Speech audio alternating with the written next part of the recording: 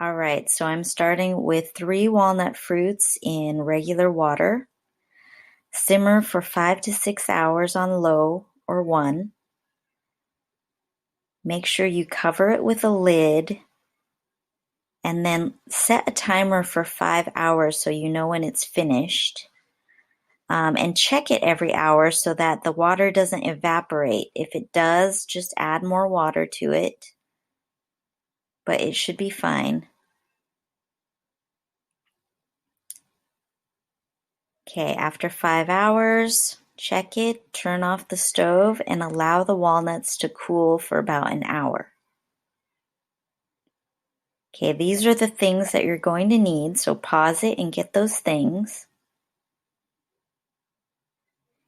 Okay, so an hour later, this should all be cooled down. You're going to take your fork and just kind of test it. They should be really soft.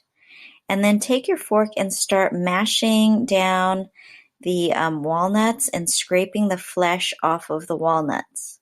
You'll see that the flesh comes off easily, but you can feel the hard walnuts underneath. Just scrape as much as you can off of the walnuts themselves and have all your other tools ready.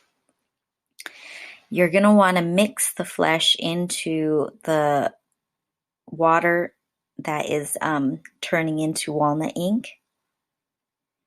And then you're going to get your strainer and pour the ink and flesh into the strainer.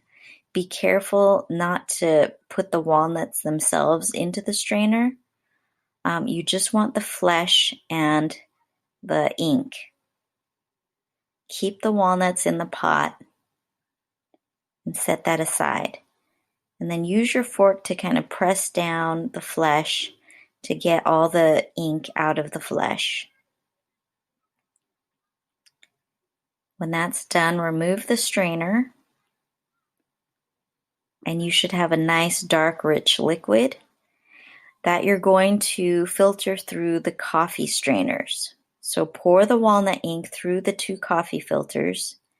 I made the filter into a cone and then pour the ink through the filters to catch any last little chunks and bits. You just want a smooth liquid. Okay, set that aside and pour in 1 tablespoon of rubbing alcohol and mix that in there. And the rubbing alcohol should prevent molding and should preserve your ink. Definitely test your ink out. Go over it once or twice to make it darker. And then you're ready to draw.